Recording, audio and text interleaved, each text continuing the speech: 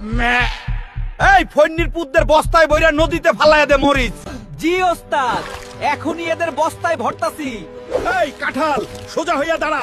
ওই গাধা, তুই তো কাঁঠাল, ভয়ে তোর গা দিয়া আঠা বের হইতাছে। এই আঠা দিয়া ছাগল আর মরিচরে চিপকায়ে দে, বাঁচতে চাইলে জলদি কর। ওরে ডন ছাগল, তুই তো জানোস না আমি কে। আমি হইলাম জাতীয় ফল কাঁঠাল।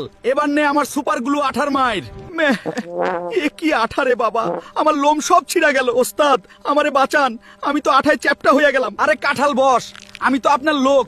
এই ছাগল আমার পরিবারকে জিম্মি করে আমার এমন কাজ করাইছে। আমার একটু সারায় নেন না বস, আপনার দুইটা পা ধুইয়া পানি খামু। চুপ কর বেঈমান মরিচ, মুখে সোনার ইট নিয়ে বসে থাক। কাঁঠাল দলিল আমাদের হাতে, পুরা ফ্যাক্টরি এখন আবার আমাদের, আবার কোটিপতি আমরা।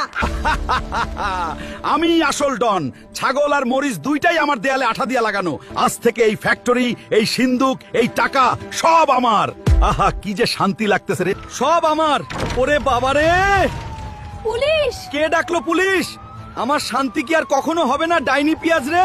হ্যান্ডস আপ, কেউ নড়বি না। সিন্দুক চুরি আর গ্যাংস্টারগিরি তোদের সবগুলারে আজ জেলেখানায় ভইরা ভর্তা বানামু। বেগুন পুলিশ তো আমগো ভর্তা বানাইতে আইছে, কিন্তু আমাগো কাছে এমন এক গোপন জিনিস আছে যা দিয়ে আমরা পুলিশ